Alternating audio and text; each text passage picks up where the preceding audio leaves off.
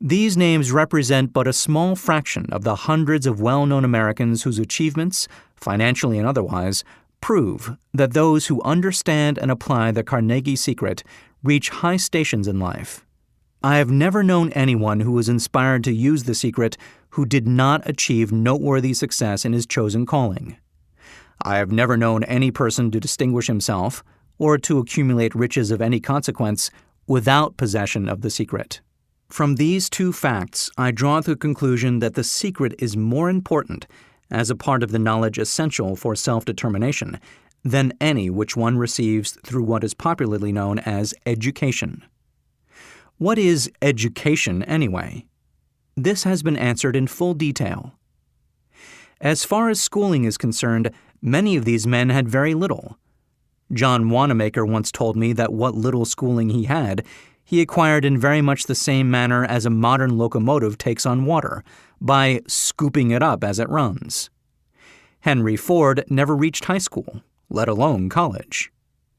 I am not attempting to minimize the value of schooling, but I am trying to express my earnest belief that those who master and apply the secret will reach high stations, accumulate riches, and bargain with life on their own terms, even if their schooling has been meager.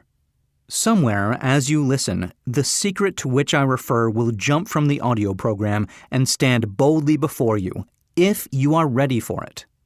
When it appears, you will recognize it. Whether you receive the sign in the first or the last chapter, stop for a moment when it presents itself and turn down a glass, for that occasion will mark the most important turning point of your life. We pass now to Chapter 1, and to the story of my very dear friend, who has generously acknowledged having seen the mystic sign, and whose business achievements are evidence enough that he turned down a glass. As you listen to his story and the others, remember that they deal with the important problems of life, such as all men experience. The problems arising from one's endeavor to earn a living, to find hope, courage, contentment, and peace of mind, to accumulate riches, and to enjoy freedom of body and spirit.